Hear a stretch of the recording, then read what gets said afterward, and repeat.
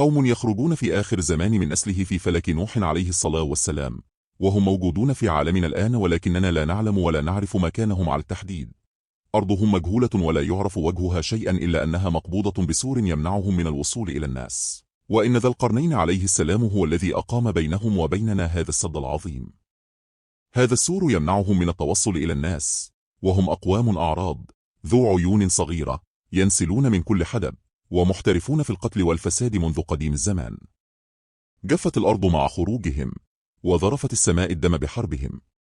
خروجهم يعتمد على إنهاء هذا السد الذي عمره ذو القرنين. توقفت حرب بين مشهورة واختفوا بالكامل، والآن البشرية بانتظار الحرب الأخيرة والأكثر دموية بعد خروجهم. قوم ذكروا في القرآن الكريم وفي السنة النبوية. قصتهم مليئة بالغموض، وتتابع الروايات عنهم، بعضها أقرب إلى الأساطير، ولكن هناك إجماع على أنهم كثير العدد كرمل البحر، وهم أهل شر وفساد وعدوان. لا يصدهم عن شيء ظلم من حولهم أو جبروتهم. فمنهم يأجوج ومأجوج. ما هي أوصافهم؟ ومن أي مكان هم؟ وكيف سيكون ظهورهم؟ سوف نجيب على هذه الأسئلة في حلقتنا اليوم، فتابعونا. يأجوج ومأجوج هم قوم من ذرية يافث، وهو أحد أبناء النبي نوح عليه السلام. فبعد طوفان نوح عليه السلام قدر الله عز وجل أن لا تكون ذرية على الأرض إلا لنبي الله نوح عليه السلام. قال الله عز وجل: وجعلنا ذريته هم الباقين. ومما يدل على أنهم مخلوقون من ذرية آدم عليه السلام ما رواه البخاري عن أبي سعيد الخدري رضي الله عنه أن رسول الله صلى الله عليه وسلم قال: يقول له: يا آدم، فيقول: لبيك وسعديك، والخير في يديك. فيقول: أخرج بعث النار.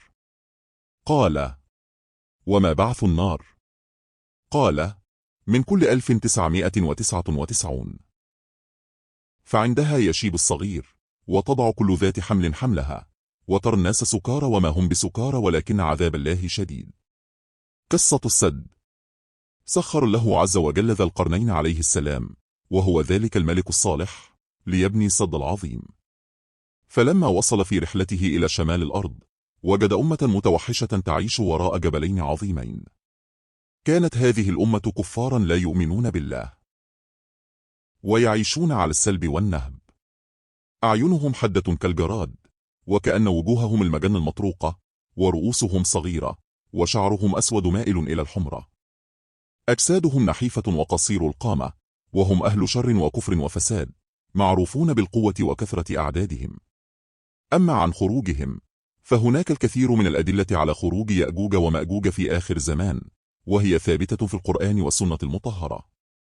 قال الله عز وجل: أحتى إذا فتحت يأجوج ومأجوج وهم من كل حدب ينسلون. واقترب الوعد الحق فإذا هي شاخصة أبصار الذين كفروا يا ويلنا قد كنا في غفلة من هذا بل كنا ظالمين. وخروج يأجوج ومأجوج في نهاية الزمان علامة على قرب النفخ في الصور وخراب الدنيا وقيام الساعة.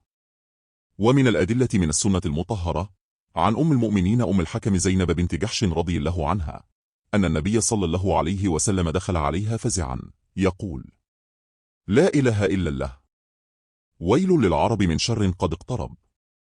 فتح اليوم من ردم يأجوج ومأجوج مثل هذه، وحلق بإصبعيه الإبهام والتي تليها.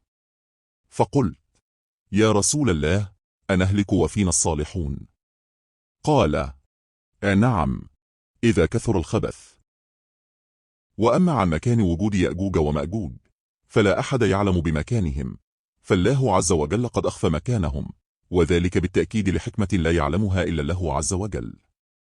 ولكن بعض العلماء قد توصلوا بشكل غير مؤكد إلى أنهم قد يكونون في مكان شمال شرق أو شمال غرب الحدود الصينية، وكذلك أن أرضهم تقع في الشمال الشرقي من آسيا بين بحر قزوين والبحر الأسود، وتم بناء السد بين جبلين بأرض القوقاز.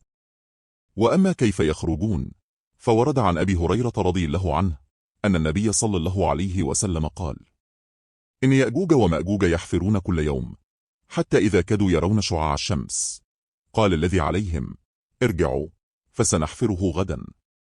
فيعيده له شد ما كان، حتى إذا جاءت مدتهم وأراد له أن يبعثهم على الناس، حفروا حتى إذا كانوا يرون شعاع الشمس قال الذي عليهم: ارجعوا فسنحفره غدا إن شاء الله، فيستثنون فيعودون وهو كهيئته حين تركوه، فيحفرونه ويخرجون على الناس. وفي النهاية ينزل نبي الله عيسى عليه السلام ويهلكهم الله بإرسال نغف في رقابهم. والله أعلم.